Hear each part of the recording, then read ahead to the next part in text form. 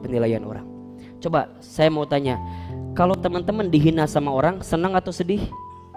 Nah, itu salah persepsinya. Kalau ada orang yang merendahkan kita, kalau ada yang mencela kita, harusnya kita senang. Kenapa? Di saat itu Allah sedang meninggikan derajat kita.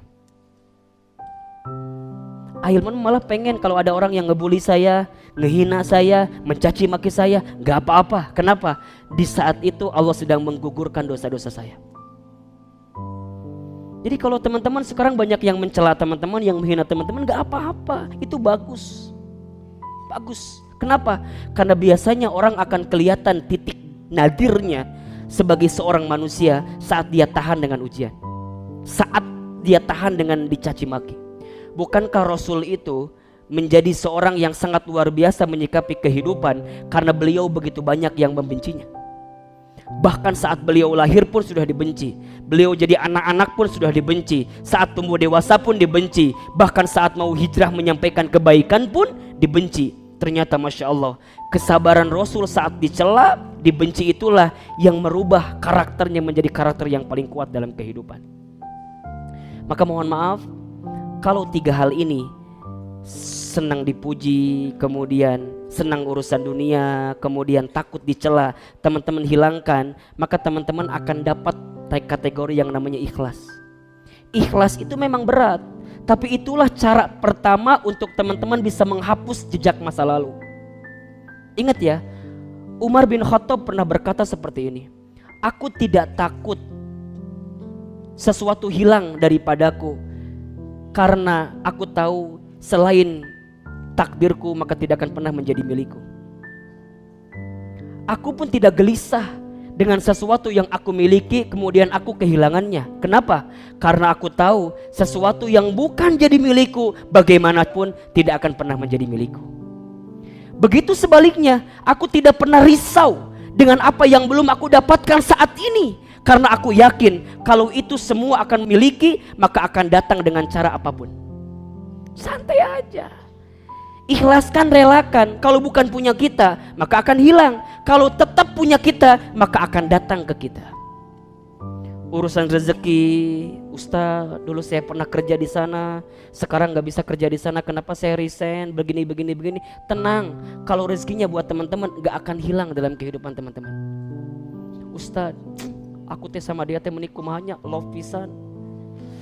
Di dia tuh aku abis teh disimpan foto ijazahna teh. Dari TK, SD, SMP, SMA dikumpulkan ku abis teh. Terus kumaha, aduh nih hal teh pisan.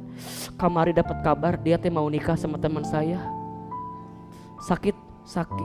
Di mana? Di dia. Teman-teman tenang. Memang begitu. Kalau bukan akan jadi milik kita, nggak akan pernah jadi milik kita kok. Terus kumaha, ikhlaskan aja, relakan saja. Pernah dengar nggak kisahnya Ummu Sulaim dengan Abu Thalhah radhiyallahu anhu? Belum dengar? Mau saya ceritakan? Oh, ini banyak banget kisah harian ini. Baik, Ummu Sulaim itu perempuan yang cantik di kota Madinah. Cantik. Ya cantiknya nggak jauh lah sama yang di sini. Nggak jauh banget tapi nggak jauh. Ummu Sulaim. Terus gimana Ustadz? Banyak gak yang suka sama dia? Pasti. Nalurinya begitu. Kalau perempuan cantik pasti banyak yang suka. Banyak. Semua laki-laki di kota Madinah itu suka dengan Ummu Sulaim. Masya Allah. Sampai di antara laki-laki yang suka itu ada seorang laki-laki yang Ummu Sulaim juga suka. Siapa itu? Abu Thalhah radhiyallahu anhu. Abu Thalhah. Tapi gimana Ustadz? Apakah Abu Thalhah juga cakep? Mohon maaf, di antara banyak pemuda itu Abu Thalhah termasuk pemuda yang ganteng. Jadi Ummu Sulaimnya gelis, Abu Thalhahnya ganteng. Cocok gak kira-kira? Cocok. Nu kieu mah mau diomongkeun moal. Kan kadang-kadang kita mah kalau ada pasangan yang jomplang teh sok diomongkeun ke urangnya. Yang perempuannya cantik, yang laki-lakinya teh biasa kumaha gitunya, kuleuh hidup hidung. Kadang-kadang orang teh kan kudu mikir apakah jadi dosa buat orang lain atau tidak. Dosa apa, jadi mengundang gibah atau enggak gitu. Jadi kudu pas deh diomongkeun kadang-kadangnya. Wis tinggal di jelema naon gitu, daripada yang si eta mending jeung urangnya. Nah, punten ya. Ada enggak yang sering begitu di sini? hati-hati, dia lebih hebat dibanding antum. Kenapa? Karena dia membuktikan perempuan cantik mau sama dia, sedangkan antum GGM, ganteng-ganteng mubazir. Jadi punten lah nu can nikah mah tetep rek seganteng-ganteng lagi tetep lah. Belum. Ya gantengnya buat pribadi doang. Bukan buat Allah gitu. Kalau udah nikah mah luar biasa. Sampai Abu Thalha, ketika Abu Thalha mengatakan cintanya kepada Ummu Sulaim, apa kata Ummu Sulaim? Abu Thalha, aku pun juga sama, punya perasaan yang sama kepadamu. Kata Abu Thalha, mau mahar apa yang aku berikan kepadamu agar engkau mencintaiku? Sok, kalau akhwat digitukan, nya misalnya nih nanya ke laki-laki, ikhwan, akhi, aa, jang, ujang, jang, mau nyiapin mahar apa? Sok, teman-teman akan menjanjikan apa biasanya? Ngomongnya heula kan orang mah. Iyo, ayah hente. Cuman dalam bayangan katanya. Masya Allah. Apa kata Ummu Sulaim? Abu Thalha menjawab, engkau ingin dinar sebesar apa aku siapkan. Engkau ingin dirham sebesar apa aku siapkan. Engkau ingin unta sebagus apa aku siapkan. Tapi apa jawaban Ummu Sulaim? Wahai Abu Thalha, sesungguhnya aku tidak ingin mahar harta daripadamu. Aku hanya ingin satu komitmenmu untuk mencintaiku. Apa itu? Sebelum engkau menikahiku, aku ingin engkau masuk dulu ke dalam Islam.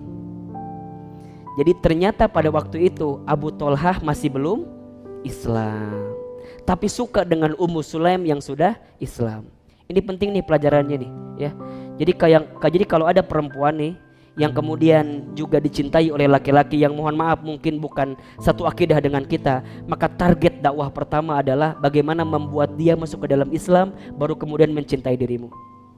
Karena begitu banyak perempuan yang ketika bertemu dengan laki-laki yang bukan satu akidah dengan dirinya, karena alasan cinta ujungnya menghalalkan berbagai cara. Ini bahaya.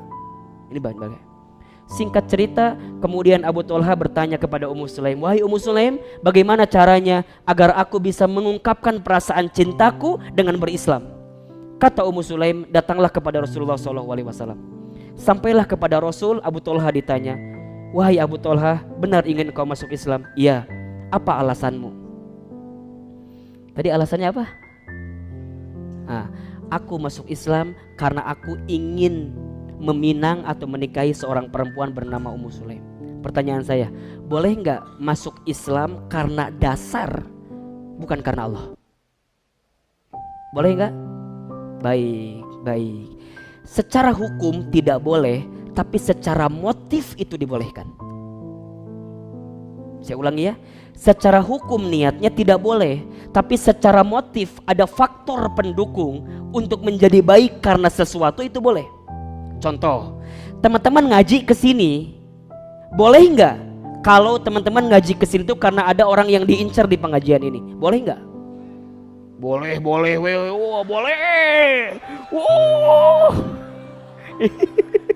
Ini dia. Kalau niat dasarnya itu nggak boleh hukumnya. Tapi kalau teman-teman niatnya tetap karena Allah, dan setelah itu teman-teman mohon kepada Allah, ya Allah, atulah kumaha we carana. Aku teh ngaji ke sini minimal ngaji plus. Bukan hanya dapat ilmunya, tapi insya Allah juga dapat jodohnya. Jadi niat dasarnya harus karena Allah, tapi motifnya urusan yang lain itu boleh. Yang tidak boleh, urusan motif yang lainnya didahulukan daripada Allahnya. Maka ketika Abu Thalha ditanya, wahai Abu Thalha, kenapa engkau ingin masuk Islam? Abu Thalha menjawab, aku masuk Islam karena aku ingin menikahi seorang perempuan muslim bernama Ummu Sulaim.